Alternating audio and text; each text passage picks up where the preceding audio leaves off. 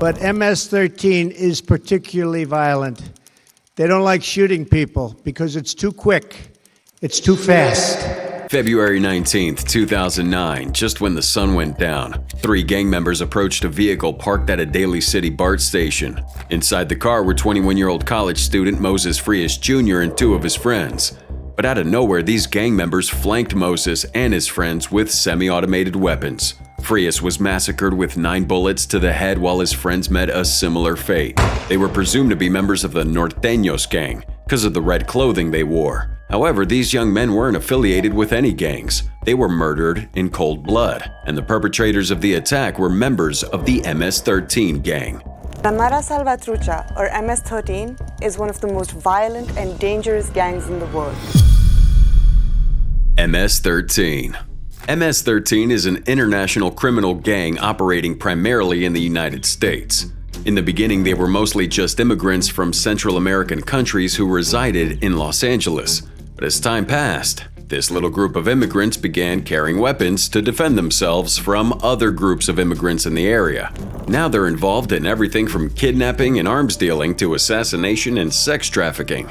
There are more than 10,000 MS-13 gang members in the US. Each member must do as they're told. You can't back down. If you do, you get beat for 13 seconds. If you disobey a second time, you get hit in the ribs with a bat. And the time you disobey, saying MS-13 is a dangerous street gang doesn't do enough justice to how sinister these guys are. They're hardened criminals, but within their criminal gang are a few members who are even more evil than the rest. Let's take a look at the deadliest hitmen in MS-13. And explaining, they like to knife them and cut them and let them die slowly because that way it's more painful and they enjoy watching that much more. These are animals. Ernesto De Ross.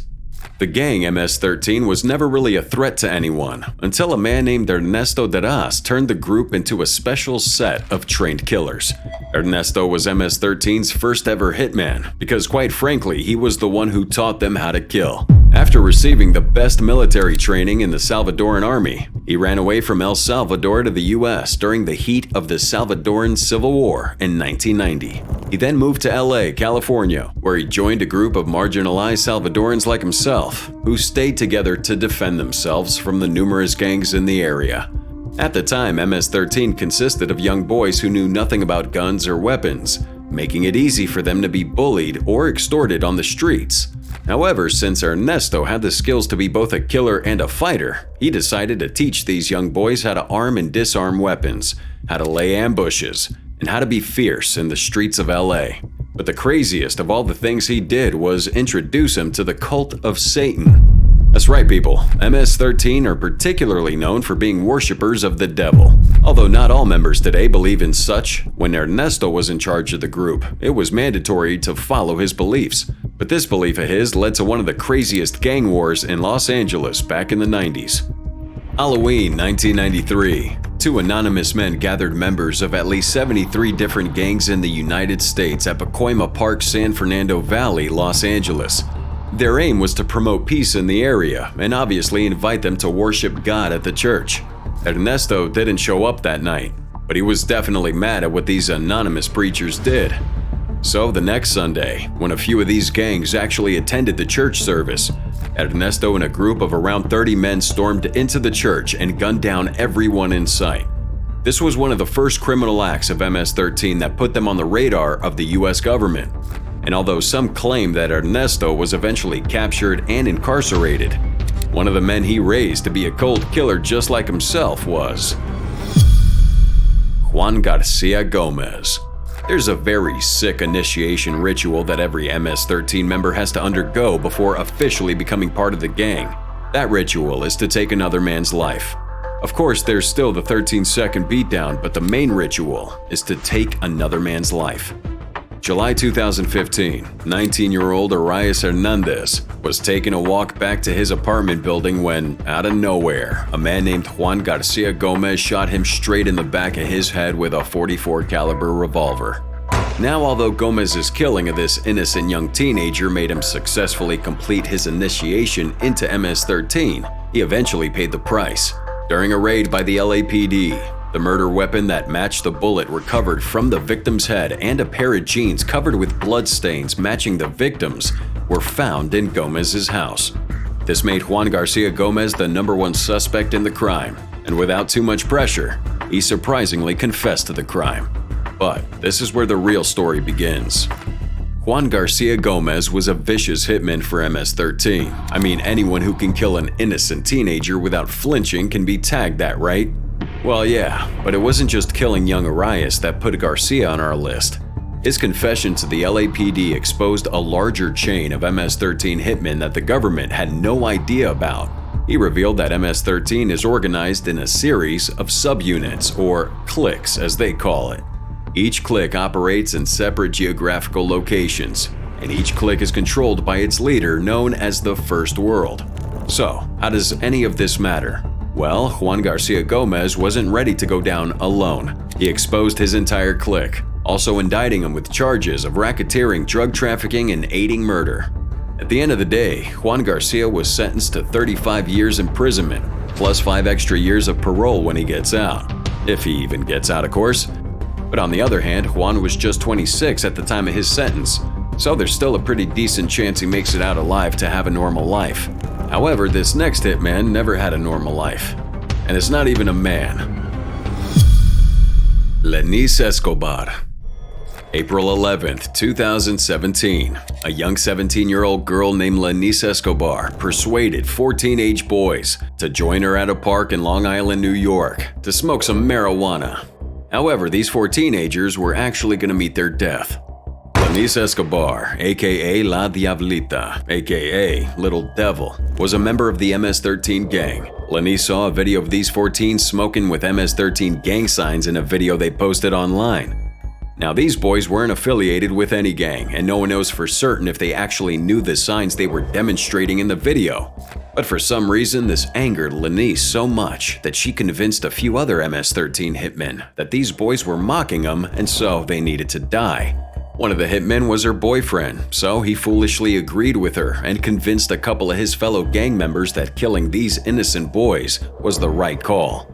So La Diablita, like the little devil she was, took these boys to a park along with another female, Kaylee Gomez, who claimed to be her friend. Once they got there, MS-13 jumped out of nowhere and used machetes to hack the boys to their deaths. Just imagine how slow and painful it must have been for these boys. But Lenise Escobar, 17 years old at that time, actually loved this sight. However, one of the 4 boys, Elmer Alexander Artiega Ruiz, luckily survived and gave authorities enough info about the incident. The MS-13 mobsters piled the bodies up and ran away, while Little Devil went around bragging about the role she played in their deaths. The bodies were eventually found, and the lucky victim, Elmer, was able to identify Lenise Escobar and a few members who carried out the murders to the police. Now Lenise is 22 years old and could be facing life imprisonment for orchestrating one of the most senseless and vicious mass murders in history, all with the aim of increasing her social status with her fellow cold-blooded gangsters. Juan Batista Jimenez. Just like Lenise Escobar, Juan Batista Jimenez was a mastermind behind mass murders. But unlike Lenise, Juan did things on a grander scale. December 23, 2014, a series of gunmen opened fire on a school bus driving through the city of San Pedro Sula, Chamelecon, Honduras. They sprayed the bus with rounds of bullets, killing as many as they could. But where things took a dramatic turn was when these mobsters entered the already damaged bus to kill passengers who weren't already dead. A total of 28 people were killed, and the man behind the attack was MS-13 mobster Juan Batista Jimenez. It occurred at a time when the Honduran government was heavily cracking down on gangs in the country, with plans to restore the death penalty for any gang members convicted. So this was MS-13's way of telling the government to stay out of their business, but it just gave them more reason to intensify the suppression of gangs. 9 mobsters were arrested in the connection with the attack, while Juan Batista was eventually arrested and convicted of his crimes. However, Jimenez was killed by his own people in prison. He was hanged by fellow members who might have been pissed off by some of the attacks he ordered. We don't really know. But what we do know is the act of this next hitman will piss the shit out of you. Edwin Ramos. June 22, 2008.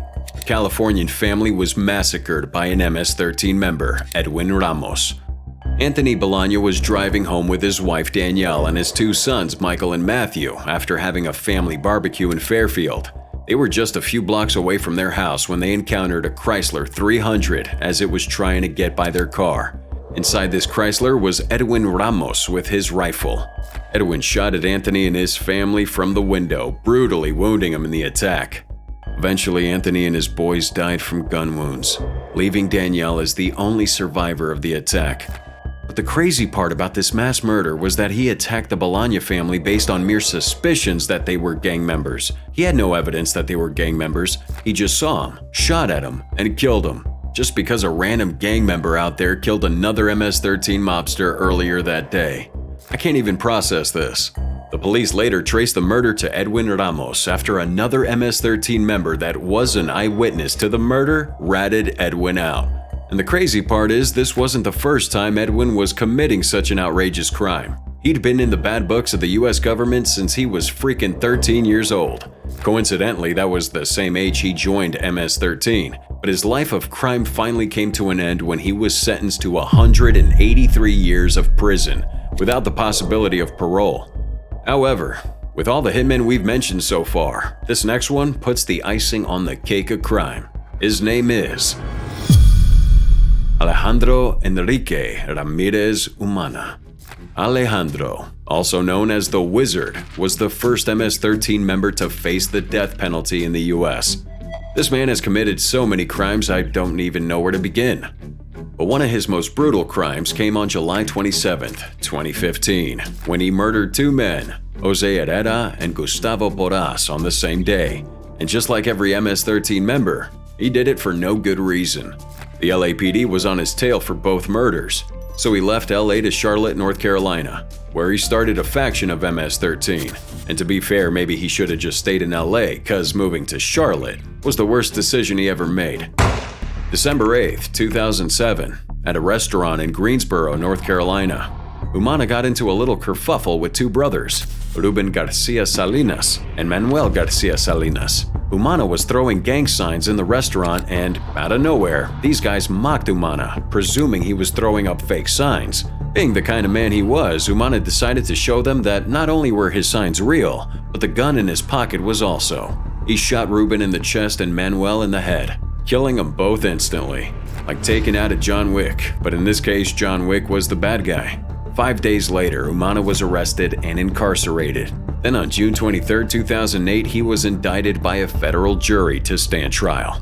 The least you'd expect this guy to do is be on his best behavior, right? Well, he was far from doing that. He attempted to bring a knife along with him to the courthouse for some reason, and he was caught with this weapon by a U.S. Marshal before entering the court. At that point, there was no jury that could find him innocent. This man was a beast, and according to the law, they felt he deserved to die. So on July 27, 2010, the judge presiding over the case, Judge Robert J. Conrad, Jr. of Charlotte, North Carolina, formally imposed the federal death penalty sentence on Alejandro Enrique Ramirez Umano. And the rest is history.